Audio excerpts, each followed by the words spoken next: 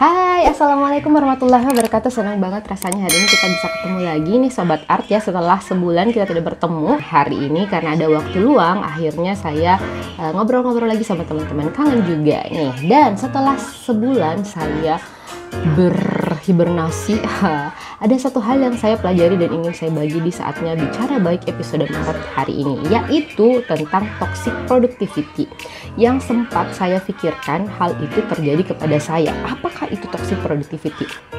Langsung aja kita bahas Sobat Art, produktif atau toxic productivity. Produktif itu adalah seseorang yang bisa memanfaatkan waktunya dan menghasilkan sesuatu gitu. Baik itu dalam hal menuntaskan pekerjaan atau mungkin menghasilkan karya atau mungkin melakukan hobinya yang memberikan manfaat buat dirinya sendiri ataupun untuk orang lain, itu produktif.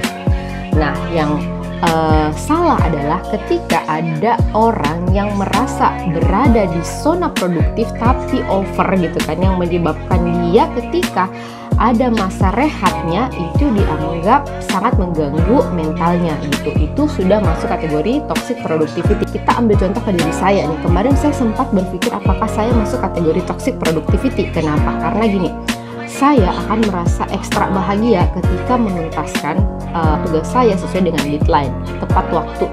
Nah, tetapi ketika saya rehat dari aktivitas tersebut, nah kadang pikiran saya itu nanar kemana-mana. Waduh, saya bosan, saya boring, sampai akhirnya bisa sakit gitu.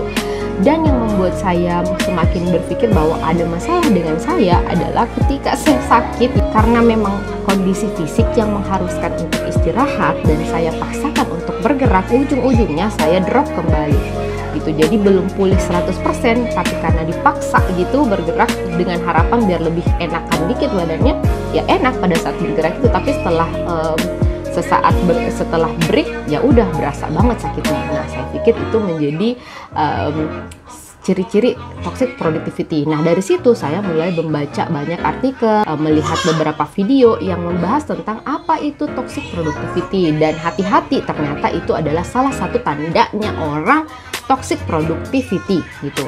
Nah, kalau misalnya mau tahu lagi toxic productivity itu apa? Nah, namanya juga toxic. Toxic itu kan racun, productivity, produktivitas.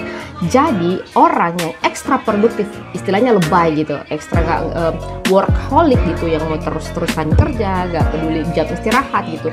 Nah, orang yang seperti itu yang selalu dikejar deadline akan mengalami toxic productivity, di mana ketika dia tidak beraktivitas atau menganggap dirinya tidak produktif karena satu hal, dia akan menjadi stres, depresi gitu, kena mental istilahnya gitu.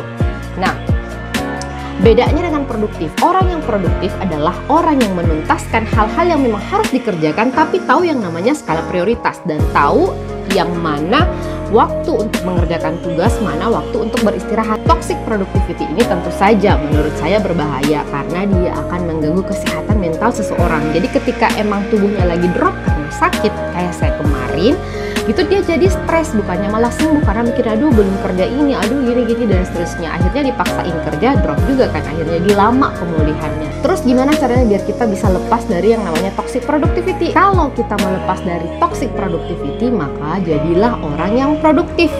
Nah, itu tadi, orang produktif adalah orang yang tahu membedakan mana yang prioritas, mana yang tidak. Tidak semua pekerjaan itu harus dikerjakan. Tidak semua pekerjaan itu yang diminta ke kita itu harus diiyakan. Jadi ada skala prioritas lah gitu.